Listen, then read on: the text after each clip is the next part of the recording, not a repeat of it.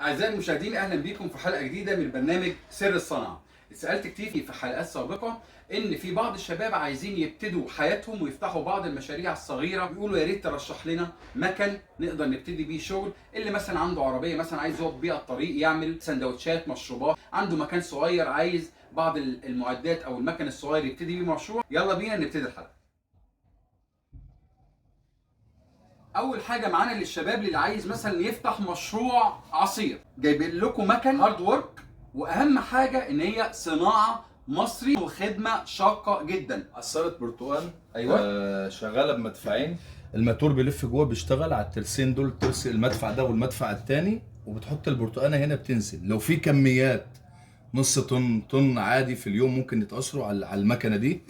الشفشق هنا بيفضل موجود، وممكن هنا في شفشق اكبر من كده بقى، ممكن شفشق، صح كده؟ ممكن حاجه اكبر زي مثلا عمال أذان او مثلاً. اذان يتحط تحت هنا وينزل فيه العصير. يشتغل على الناحيتين، يعني في ناحيه ثانيه كمان عليها. اه الجنب ده برضه وموتورين شغالين. ال 200 كيلو يخلصوا في منت. احنا كمان في اشهر الصيف كمان، فمشروع العصير ده بالنسبه للشباب بيبقى حلو وحاجه سريعه ومكسبها حلو، وكل الناس في الشارع بتقف تشرب عصير. في مكنه بقى اصغر اللي هي عباره عن دي، هي مدفع واحد بعين واحده اهي، ليها مخرج اهو. بصوا يا جماعه للعصير. أهو. الشفشق اهو هينزل من هنا اهو باي كميات، حتى على ترابيزه تحت كده يتملى الشفشق. ليها زرار هنا، الباور بتاعه يفصل يوصل عادي، هو 220 فولت عادي، يعني شغاله الكهرباء العاديه. مش العاديه. وبعد كده يخش على التعبئه اللي هي بتاعت الازاز البلاستيك، يجيبها اللي هي بالضغطه بتاعتها تتبرشم على طول. تكمله بقى المشروع برضو العصائر. انت جبت لنا ده خلاط، بتقول لي برضو هارد وورك كام واط؟ ده يعتبر 1500 واط. ده بقى ممكن يمشي بقى فيه اللي هو العصاير بقى، اللي هو الموز باللبن وكافه انواع العصائر.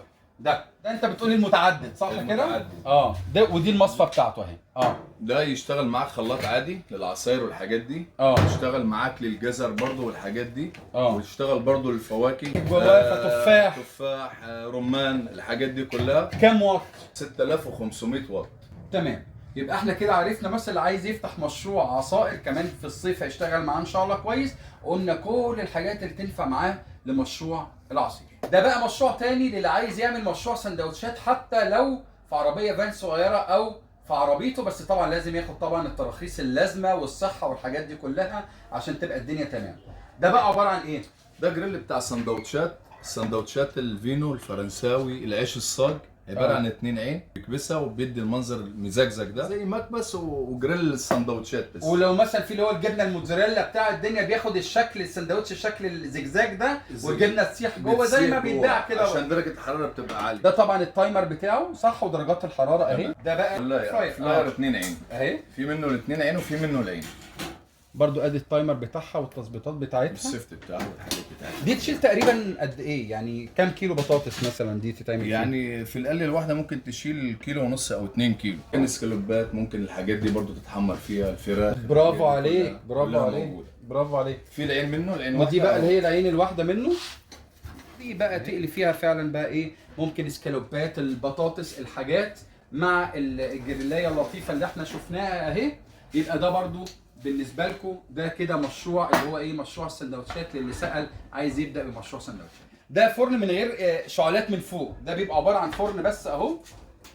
ده كده ادي رف، طبعا مساحته من جوه كبيره جدا، وادي كمان رف تاني اهو برضو نفس المساحه. ده بقى للبيتزا، للي عايز يعمل بيتزا، للي عايز يعمل فطاير، ده يغنيه عن اي حاجه تانية. وصفوا لنا بقى كده. ده عباره عن 3 شعل، شعله من تحت خالص بتولع من هنا.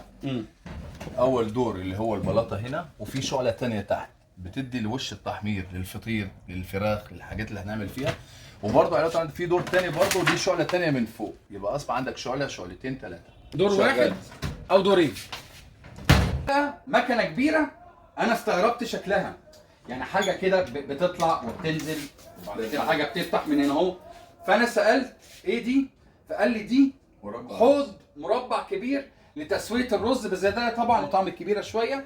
الحوض ده بقى بياخد قد ايه، كام كيلو رز؟ ياخد من 25 ل 35 كيلو رز. الاشعال بتاعه ده الشعل اللي هي تحت بندخل ولاعه من هنا، والزرار بتاع الغاز من هنا بنفتحه وبنقفله، وبعد كده الرز كامل اهو نيجي هنا اهو، والخامه بتاعته السلس وبيستوي فيه، وبتحط فيه الميه بقى وكل حاجه في الدنيا، صح كده؟ الميه والبهارات والحاجات دي. لما الرز يستوي بيتقفل كده اللوك عليه، صح كده؟ هنيجي هنا بقى كده نخلص الرز، لو الرز استوى عايزين نطلعه. المكنه دي كده بتلف، بص بتنزل بقى ايه، طبعا بيبقى فيه اذان هنا اهوت كده اهو، وبيتقلب فيه الرز وبعد كده يطلع تاني اهو كده بسرعه.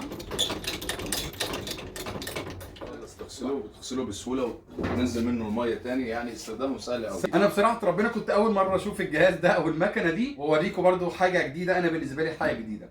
يا رب ان شاء الله تكون الحلقه عجبتكم، واستنوني ان شاء الله في حلقه جايه من سر الصنعه.